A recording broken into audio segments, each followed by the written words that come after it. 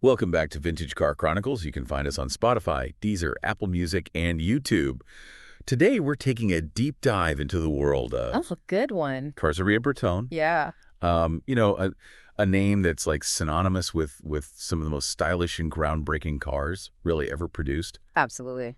Our listeners requested this deep dive, and then they came to the right place. We're going to uncover what made this Italian design house so legendary. It's a fascinating story. Spans over a century, Yeah.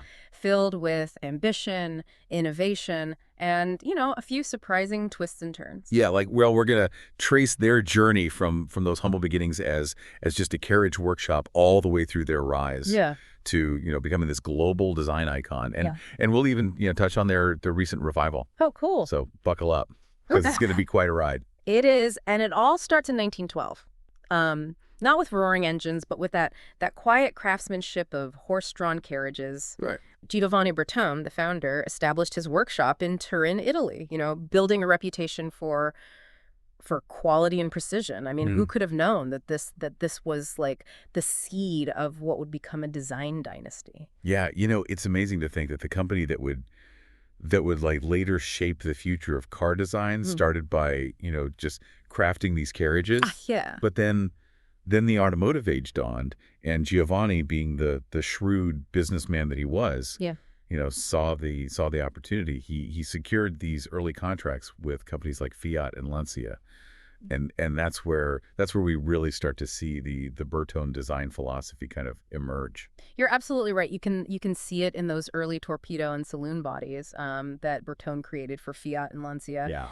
They already hinted at what was to come. Right. They possess a sleekness, an aerodynamic quality really that was ahead of its time. Yeah, it's like they instinctively understood that form and function should work in harmony. And speaking of being ahead of their time, let's talk about the 1928 Lancia Lambda, the 8th series.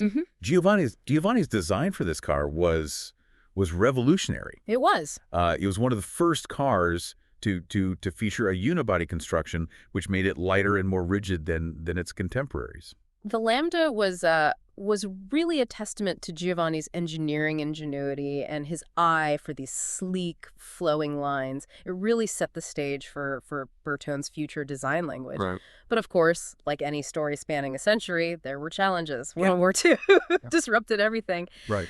But even during those difficult years, the Bertone legacy continued thanks in part to Giovanni's son, Nuccio. Nuccio. Yeah. The man who took Bertone from a respected coach builder to a global design powerhouse. Totally. It seems like he was practically born with gasoline in his veins and a pencil in his hand. Yeah. Even during the war, he designed some stunning cars like the Lancia Aprilia Cabriolet, proving that creativity can flourish even in the most challenging circumstances. Nuccio's impact on Bertone's trajectory, I mean, it can't be overstated. Yeah. He inherited his father's passion for craftsmanship and then paired it with a truly visionary approach to design. Yeah. And that's never been more evident than in his work on the Alfa Romeo B8 cars. The BIBA cars, short for Berlinetta Aerodynamica Technica. Right. They were like something out of a science fiction film. Talk about pushing the boundaries of aerodynamic design. Yep. Were they purely conceptual, or did they have a practical purpose? These cars were rolling laboratories of aerodynamic efficiency. They weren't designed for production, but to explore the very limits of what was possible. They achieved incredibly low drag coefficients, something practically unheard of at the time. These designs weren't just about looking futuristic. They were born from a deep understanding of airflow and a desire to challenge conventional thinking. It's mind-blowing to think that they were conceiving these radical designs back in the 1950s. Yeah. I mean, you can see echoes of the BAT design language in like modern sports cars even today. Absolutely. The BAT T5, the BAT T7, the BAT 9, each one pushing the envelope further. Yeah. These cars became iconic representations of Bertone's commitment to innovation and their mastery of blending, artistry with engineering. Yeah. Real beautiful cars. It seems like Nuccio was a master of collaboration as well. He was. Under his leadership, Bertone started working with a wider range of manufacturers, including Abarth, MG, and Bristol, solidifying their presence on the international stage. These partnerships partnerships weren't just about design. They often involved production, too. Oh, In 1957, for example, Bertone took on the production of the NSU Sport Prints, and this led them to build a much larger factory in Glasgow in 1959, demonstrating their growing ambitions. They weren't just designers anymore. They were becoming a force to be reckoned with in the world of car manufacturing. That move to Glasgow really signaled like Bertone's arrival as a major player in the automotive world. Totally. And then came the 1960s. Yes. The decade that cemented their status as a design powerhouse. We're talking about the golden age of Italian car design. And Bertone was at the forefront, creating some of the most iconic and influential cars of all time. The 1960s, a period of unparalleled creativity and innovation. Think about the Alfa Romeo Giulietta Sprint GT, the Lamborghini Miura, the Oyster Griffo, each one a masterpiece that combined beauty, performance, and a uniquely Italian flair. Let's talk about the Giulietta Sprint GT for a second. That car, with its sharp lines, its compact, muscular stance, it practically defined the sporty Italian coupe. It became a huge success for both Alfa Romeo and Bertone, solidifying their reputation as masters of design. Absolutely.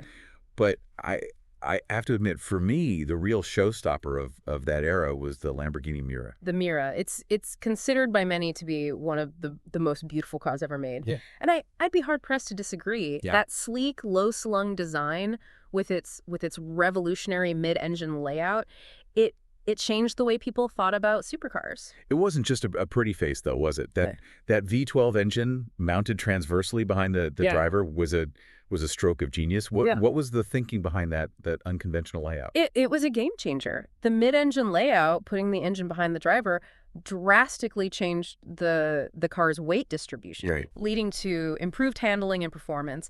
And this layout became a blueprint for almost all supercars that followed. It wasn't just about power, it was about balance and agility. It's incredible how Bertone managed to blend cutting-edge engineering with breathtaking design. The Miura was a true testament to their ability to push boundaries. It was. But they weren't done innovating. The Iso Griffo, a stunning grand tourer, combined Italian style with American muscle. Oh, yeah. Featuring a powerful Chevrolet V8 engine under that beautiful Bertone bodywork. It was a car that appealed to both the head and the heart.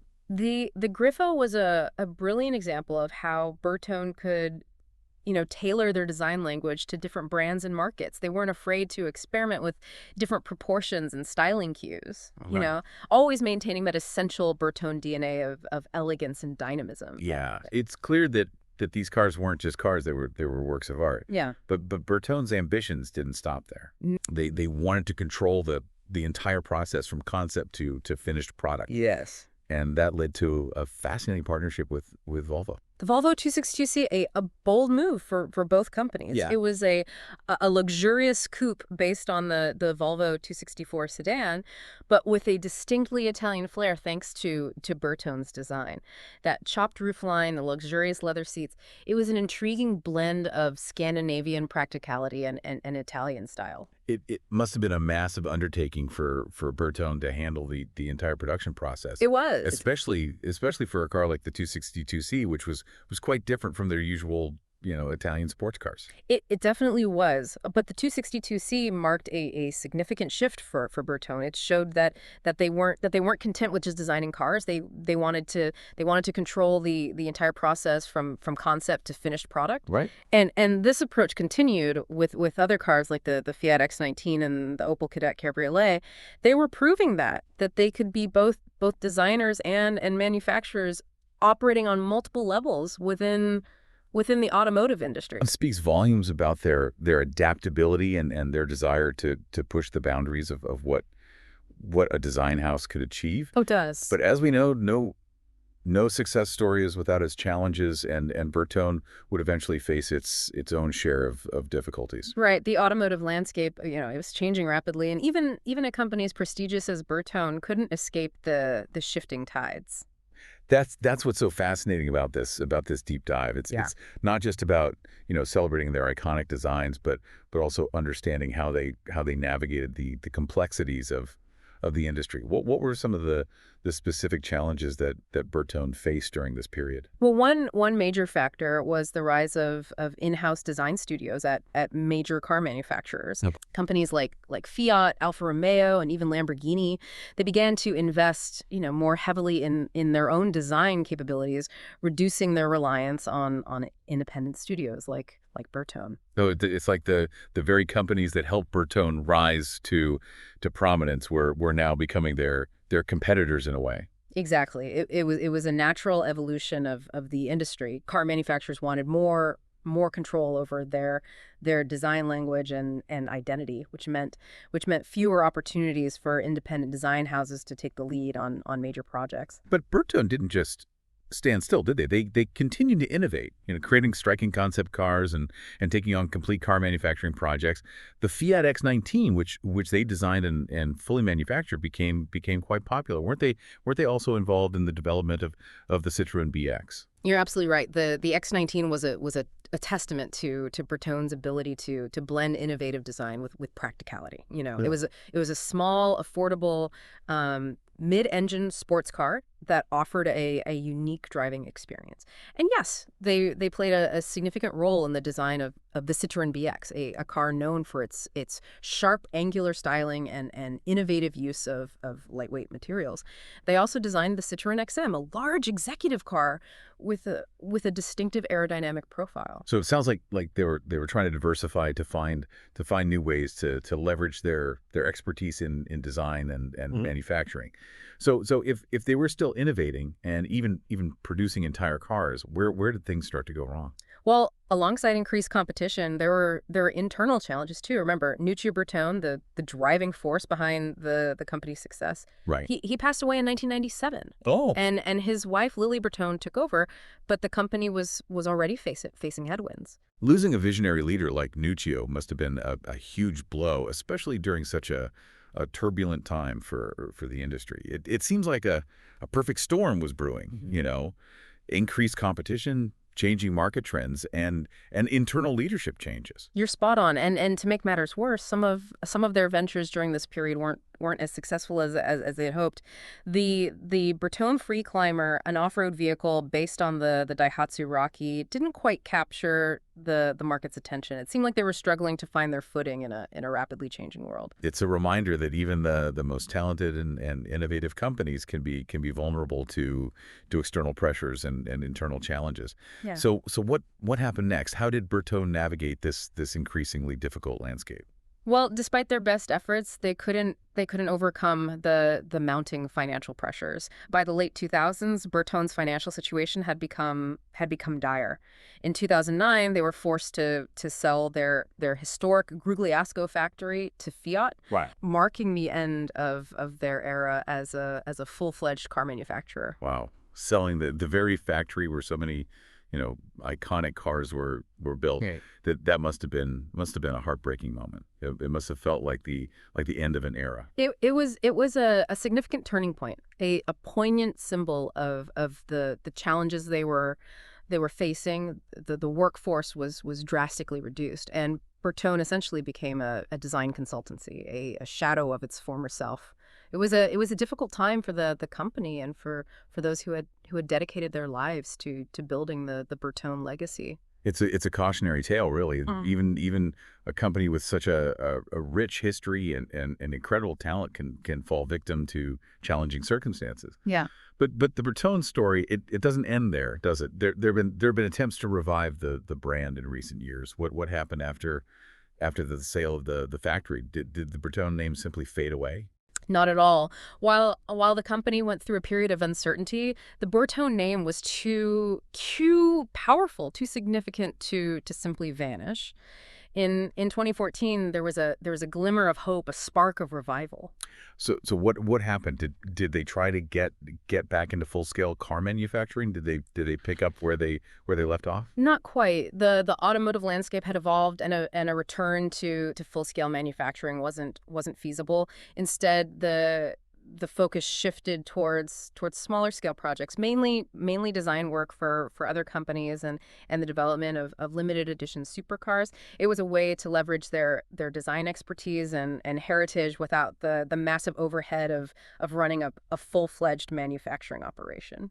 Limited edition supercars. That sounds more in line with Bertone's DNA. Tell me about some of these projects. What kind of cars were they designing and building in this new era? One of the most notable projects was the Bertone GB110, unveiled in 2022. It's a hypercar with a futuristic design, a powerful engine, and impressive performance figures. It's a car that embodies the Bertone spirit, pushing boundaries, embracing innovation, and creating something truly extraordinary. It seems fitting that a company known for pushing design boundaries would return with a hypercar, a statement piece that showcases their capabilities.